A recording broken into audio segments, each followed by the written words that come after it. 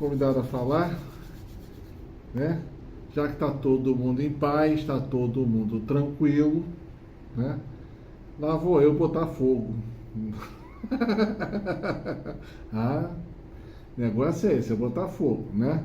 Para tirar a gente, desassossegar a gente para empurrar para o plano de Deus, né? A Fátima me passou aqui uma palavra, eu li, eu fiquei pensando nessa palavra e eu falei, aí meu pensamento começa a devagar, a ir para milhares de possibilidades e eu falei, mas o que é que Deus quer falar com isso? Como a gente sempre fala, né? A primeira palavra ela é para a pessoa que vai falar, né? Aqui no meio desse texto realmente é uma resposta para mim que eu fiquei numa discussão com Deus, que lá vou eu para minha noite das garrafadas até eu entender alguma coisa, né? Fico, Senhor, tô entendendo mais nada, né? Porque eu acho interessante, porque eu vejo aquelas pessoas, elas sabem tudo. Eu falei, meu Deus, eu sou muito ignorante, eu não sei. Eu tenho que ficar lá incomodando o senhor, o que isso quer dizer? Não estou entendendo mais nada, senhor. Né? Aqueles apóstolos bobo, chato, né? Que pegavam Jesus no canto depois, senhor, o que você quis dizer com essa palavra, senhor? Não entendi, foi nada. E aí no meu coração veio até uma coisa muito legal, que era escutar a Deus, às vezes não é o mais difícil. O mais difícil é entender o que ele falou, o que ele quis dizer com aquelas palavras. Eu fico me debatendo muito nisso para compreender, né? Porque a minha compreensão, a minha fé precisa, não tem só a fé, me jogar na fé é uma coisa, eu me jogo, mas eu vou, depois de me jogar na fé, eu vou precisar entender o que está acontecendo. E é assim, né? A gente se joga na fé, a gente dá o passo de fé e depois Deus vai botando o caminho, Ele vai nos formando nesse caminho. Então isso vai acontecendo com a gente no meio do caminho. Aquela pessoa que fala assim, eu tenho que entender tudo para poder caminhar, querido, senta aqui do meu lado, porque você vai ficar aí um tempão esperando, né? Ou coitada da pessoa que vai estudar para burro, para tentar seguir a Deus, vai ficar lá estudando, vai virar um erudito do nada. Porque as coisas de Deus são vivência, né? Vivência aplicada na vida é vida de oração, é vida com o Senhor. Todos os grandes santos da igreja foi assim. Todos, 100%, né? Não existe aquele, não, vou estudar para depois compreender. Esquece, né? Enquanto você está nessa, você vai, na verdade, você vai ficar numa erudição de você mesmo, um problema de orgulho espiritual, né? Eu sei, eu já decorei a Bíblia. E o demônio também já decorou, não quer dizer que ele entendeu e nem que ele seguiu, né? Então a gente tem que ter o chamado de Deus para caminhar com Ele e aprender do Mestre. Jesus, Ele é fiel porque Ele não muda. Ele não muda nada. Ele nunca mudou. Não, a igreja tem que mudar porque os tempos são modernos. Mas qual civilização você está falando? De qual? Né? Já vi mais moderno e menos moderno, mais tecnológico, menos tecnológico. E Deus não mudou 1 centímetro. Então, que esse papo que a gente vê por aí, não, temos que ser mais isso, não, você tem que ser de Deus. Isso a maioria das pessoas foge, corre. Por quê? Porque exige. Exige de quem? De mim. Eu tenho que mudar. Eu tenho que ser diferente. Eu tenho que ser outra coisa, porque aquilo que eu sou andando no mundo não agrada a Deus, né? Então, a gente vai perceber isso andando com Ele. A gente vai agradar a Deus na hora que, como a gente falou aqui agora há pouco, do louvor, andar no louvor. Deus habita, como diz na missa, né? Deus habita no meio do louvor. Povo sem louvor, Deus pode estar nas imediações, mas não está habitando ali. Né? Tem muita gente que quer ser de Deus, quero ter experiências de Deus, quero ser, quero fazer, mas a tua vida de oração tem louvor? A sua vida de oração tem entrega, tem silêncio, tem contemplação? Ah, não, isso aí eu não quero. Então você não quer Deus, porque é aí que Deus se revela. Com Jesus, no final do dia, largava os apóstolos, todo mundo lá embaixo, falava, sai, vou me encontrar com meu Pai.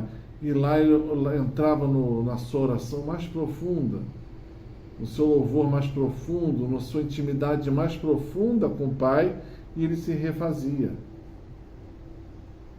Não tem nada de novo. Não, vou me refazer fazendo outras coisas. Com Deus não vai. Então, querido, você vai se desgastar. Porque no mundo ele se desgasta. No mundo havereis de ter tribulações. Né? Então, isso aí para a gente começar a entender, a caminhar com Deus. E a palavra que foi me dita foi essa aqui. 2 de Pedro 3,13. Depois, quem quiser, abre. É um textinho desse tamaninho.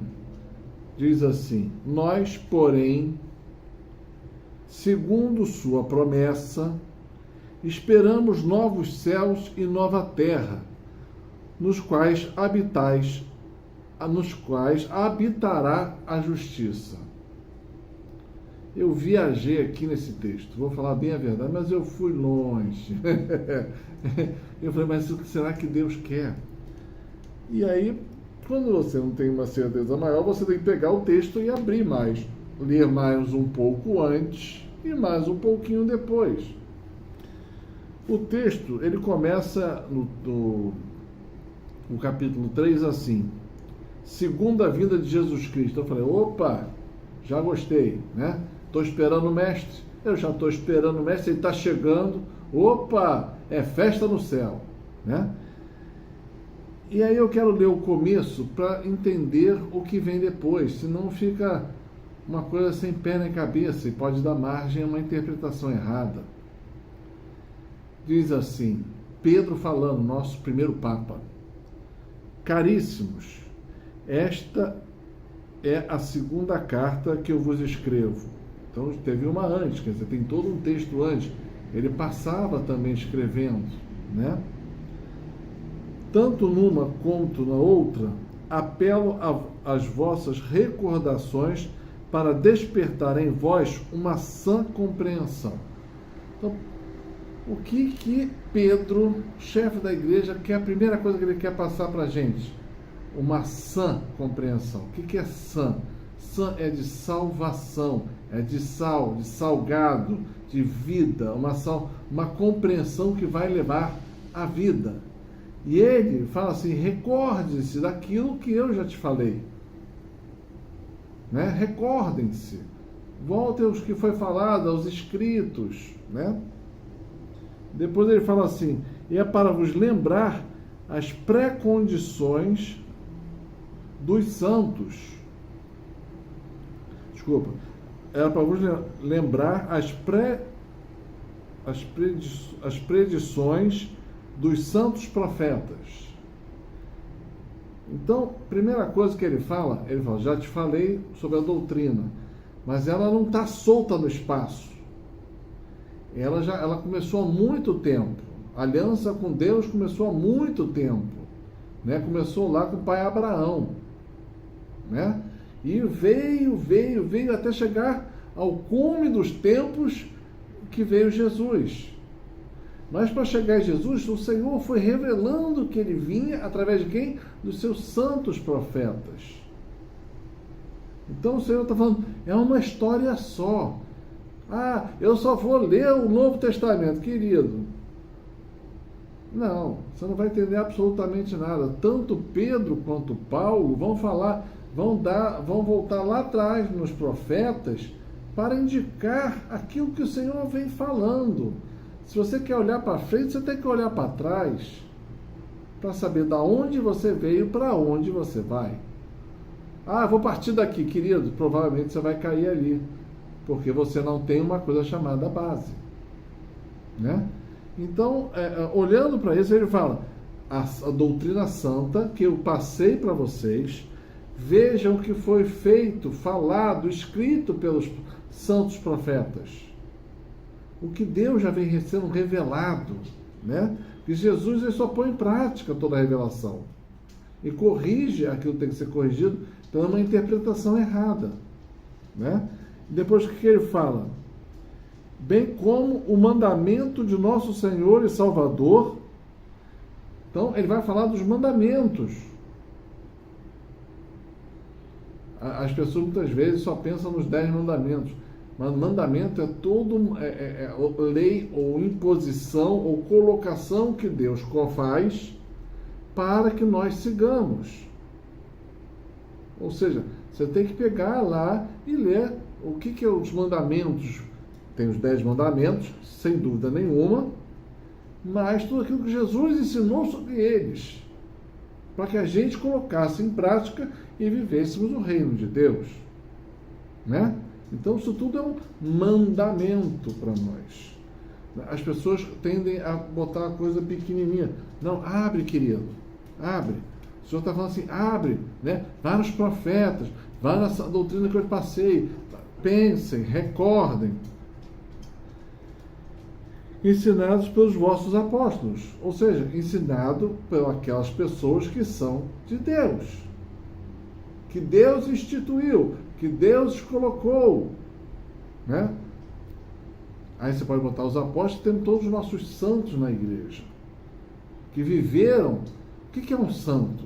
Um santo é alguém que conseguiu viver o chamado de Deus nos seus dias. E a melhor parte, todos nós somos chamados a isso. Em maior grau de santidade e em menor grau. Nem todo mundo precisa ser um São Francisco, né? Mas todos temos que ser santos, irrepreensíveis aos olhos de Deus. Esse é o verdadeiro chamado de Deus. Então, isso aqui é para ele quis embasar todo esse pensamento. Eu vou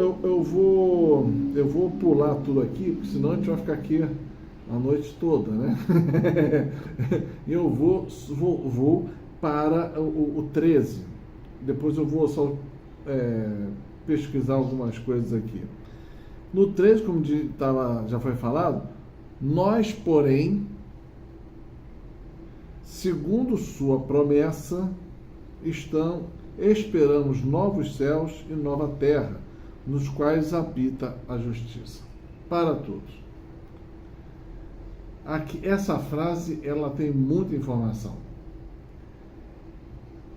Primeiro, portanto, ele faz um adendo, quer dizer, tem umas coisas aqui meio esquisitas que estão no texto antes, e ele vai nos trazer para a realidade de Deus. E vai falar, amados, caríssimos, o que nós somos? Nós, porém, lógico que ele está mudando o assunto para quê? Para voltar para o plano de Deus, né? Segundo sua promessa. Qual é a promessa? Aí já a primeira coisa, qual é a promessa de Deus? Alguém sabe? Alguém tem ideia? Tem diversas promessas, né? A promessa, acho que é a principal, da salvação. Não tenho dúvida nenhuma. E eu gosto de falar uma coisa, é que a maioria das pessoas vive em outro mundo, tá? Até dentro da igreja hoje em dia, eles vivem em outros planetas, né? Porque você fala em salvação, as pessoas já estão achando que é para ficar curado de alguma coisa, né? Salvação que Jesus vem propor, que vem mostrar, primeira coisa, salvação do reino do mal, do diabo, libertação do jugo do demônio. Segunda ação, salvação para você poder ir para a casa de Deus. Terceira coisa, salvação do seu corpo, cura, libertação, tudo isso está no projeto de salvação. E tudo isso é promessa de Deus para nós. Se seguirmos os seus passos, se fizermos o que Ele falou, né, Ele nos dará a salvação. Começando aqui na terra, a chegar na casa de Deus. Ok? E é um projeto de salvação. Cada um de nós tem um projeto de salvação pessoal. Todo grupo vai ser salvo, quisera Deus. Toda a igreja será salva, quisera Deus.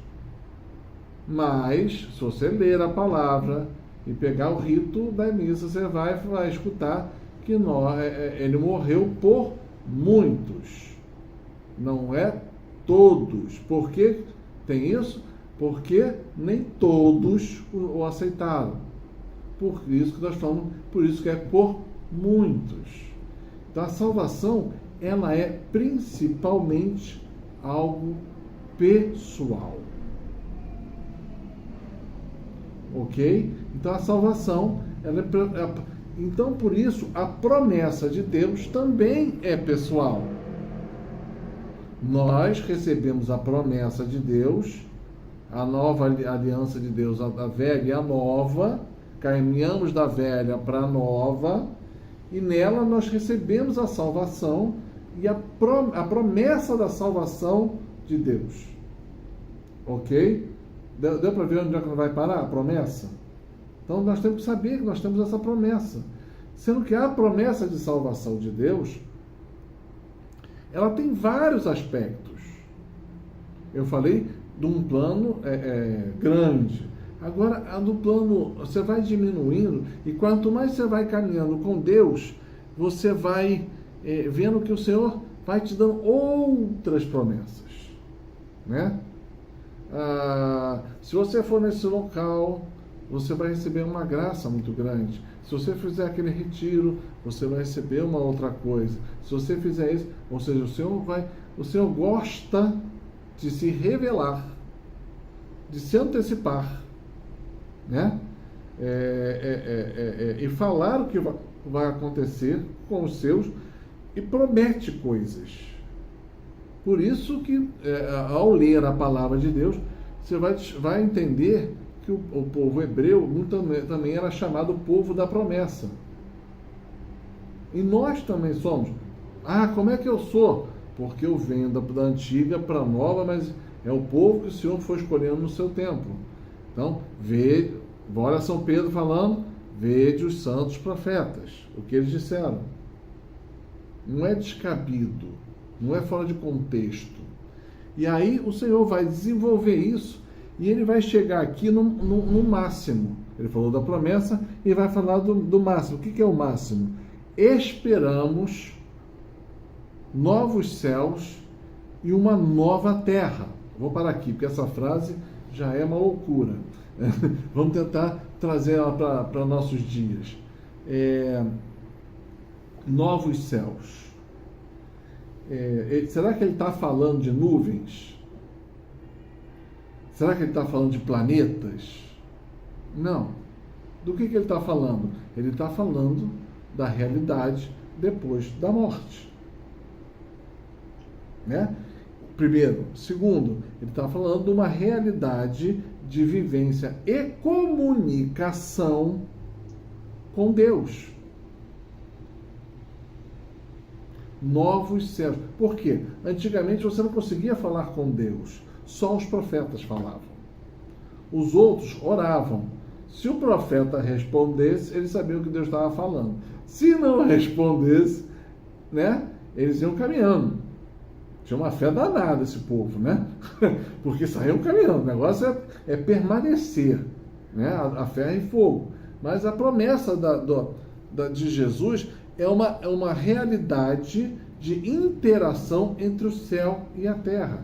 É o Deus que se revela não só através dos seus profetas, mas ele vai se revelar com todo o seu povo. Novos céus e nova terra. Novos céus é uma intimidade com Deus. 1. E 2. Novos céus também para uma outra realidade. Além da fé que Deus vai revelar para Abraão e sua posteridade até chegar a gente, é uma primeira coisa, é de um Deus único. Todas as outras são diferentes. Por quê? Porque são vários deuses. A coisa diferente daquele tempo era a fé de Abraão, que acreditava em um só Deus. Os outros era uma constelação de coisas, e deuses, e loucuras, né? Isso acontece até os dias de hoje, tá? Mas eu não vou entrar nesse assunto. E sendo que a única fé que falava que você poderia ter uma vida eterna é a fé de Abraão. No começo, logicamente, ele não entende. Isso é revelado aos poucos. Jesus que vai abrir o conceito e falar que para todos nós tem um lugar na casa do Pai. Há diferentes moradas para habitarmos na casa do Pai. Por que diferentes moradas? Porque não tem como Deus ser justo com uma injustiça. Como assim? Né? Um santo do quilate de Padre Pio, de São Francisco, né? É uma coisa gigantesca, concorda comigo? E quando quando essa pessoa vai para o céu, ela vai receber a totalidade do céu.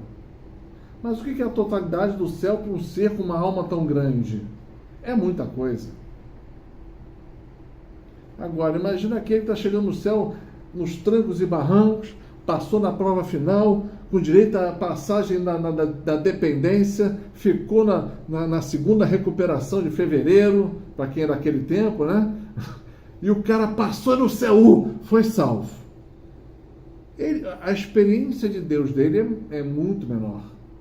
Mas ele receberá a totalidade de Deus para que aquela alma consegue reter. Por isso que as moradas são diferentes, porque você só consegue ir até o limite do que você abriu o coração para Deus. E Deus é justo, né?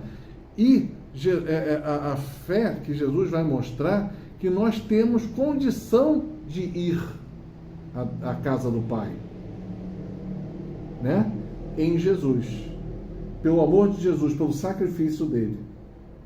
Que até Jesus, não sei se a maioria sabe, mas as pessoas morriam, elas não iam para a casa de Deus, iam para um lugar chamado Mansão dos Mortos. Iam para 2 lugares, Mansão dos Mortos ou Geena, chamado Inferno também, mundo inferior, ok? Então você ia para um ou para o outro. Por quê? Você não conseguia entrar na santidade de Deus porque você fez a lei em função da justiça. Não conseguiam, porque o critério de Deus é Deus, ou seja, é altíssimo. E para os homens normais que tinham condição, pela promessa de Deus, que Deus ia fazer, não conseguiam. Então a maioria ia para uma estrutura chamada Mansão dos Mortos, né? Ou para o inferno, né? Para as outras religiões, se você prestar atenção e for ler, eles só falam do mundo inferior ou infernos. Você não fala de outra estrutura. Ou ficavam vagueando pelo mundo, almas penadas, né? Não fala em casa de Deus. Nós sabemos, porque Deus o revelou, né, que tem a estrutura da casa dele, tem chance de ir para lá quem for em santidade. Mas a maioria não consegue, vamos ser bem claros.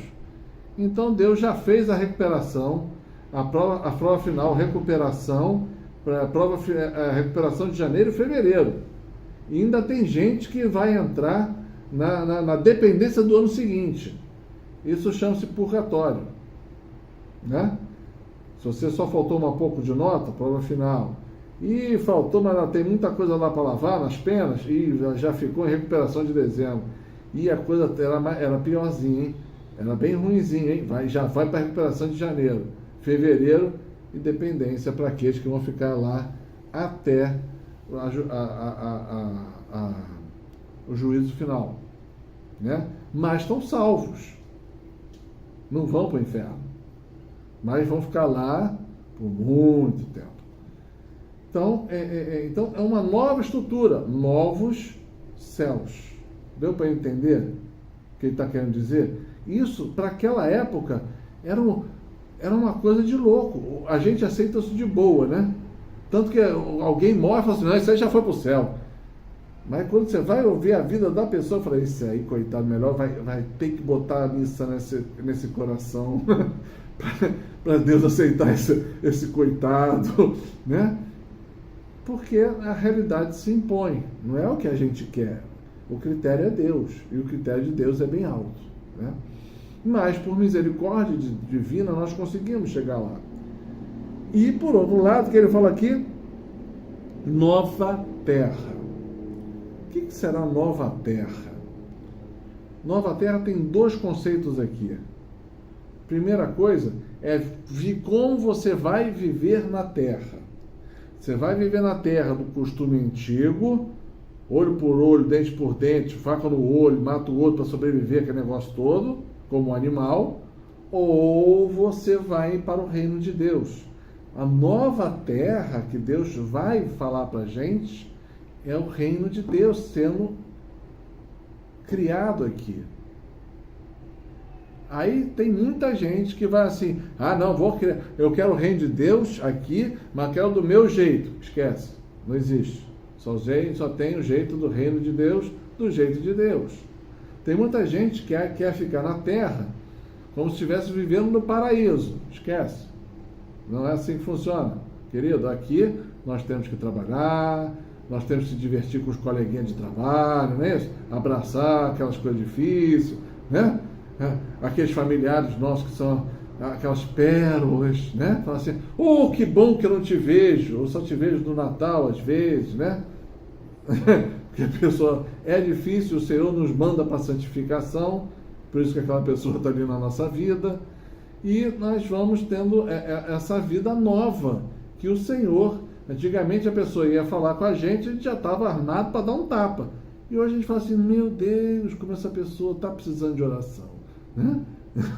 Oh meu Deus, esse aí está descaminhado, meu Deus, dai misericórdia, né? que se encontre contigo. Então, o novo, dentro do conceito da nova terra, que é viver já um princípio do reino de Deus aqui na terra, eu diria o seguinte, que a maioria não entende. Nós vivemos aqui o princípio da casa de Deus, o princípio do céu. O Senhor nos deixa viver aqui coisas que só são realidades lá na casa dele. Mas por que ele deixa isso? Para que botar no nosso coração uma coisa chamada saudade. Saudade de Deus. Saudade daquele amor. Saudade daquela compreensão. Saudade da companhia de Deus. Nós só vamos ter isto plenamente quando lá chegarmos. Aqui, o Senhor vai dando em doses assim, homeopáticas, né? Para a gente não desistir, ter esperança e próximo passo, avançar mais um pouquinho, caminhar mais um pouquinho, para daqui a pouco chegar em um novo patamar. E para que nós possamos ir ao máximo, ele vai tentar dirigir a gente, para a gente ir ao máximo da santidade que nós podemos ter aqui na nossa vida, segundo o que nós abrimos o coração. Então, nova terra e novo céu significa isso. É uma vivência espiritual de uma realidade transformada. Naquilo que Deus fala assim, o meu plano é este, vivam. Vai, toma o seu bastão e me segue. Né? E para finalizar, porque senão está ficando longo, e diz assim, nos quais habitará a justiça. Pronto. Aí já vai ter 10 revoltados, 500 querendo tacar uma pedra, que esse mundo é injusto, que isso, que aquilo, e que o juiz isso, que aquele juiz aquilo, né? Que o governo isso, que o governo aquilo. Para parar. Nós estamos falando das coisas de Deus. E você está falando de coisas do mundo. No mundo tereis tribulações. Em mim tereis paz. E eu vou fazer. Olha para mim que eu venci o mundo.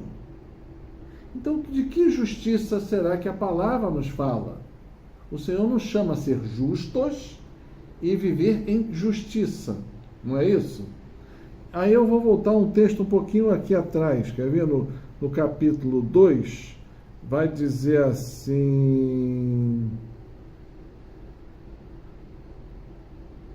Com efeito, se aqueles que renunciaram às corrupções do mundo, pelo conhecimento de Jesus Cristo, nosso Senhor e Salvador, nela se deixam enredar e vencer, seu estado ficará pior do que o primeiro. Então, ele está falando que as pessoas conhecem a Jesus, que anunciam ao mal, mas se deixar voltar um pouquinho para o mal, vai ser pior do que o primeiro, que ele era antes. Mas olha aqui que ele fala depois. Melhor fora não ter conhecido o caminho da justiça, do que tê-lo conhecido e abandonado. Então, o que é justiça de Deus? O caminho da justiça. Aí você tem que voltar no texto e ele vai falar o quê? Ele vai falar do conhecimento de Jesus Cristo, nosso Senhor. Então, quando Deus está falando em justiça, não é questão de tribunal.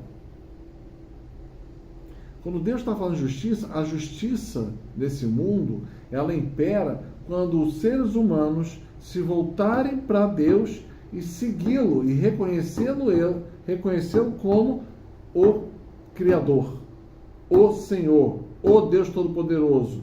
Quando você faz isso, você caminha em justiça. E você está procurando a justiça de Deus.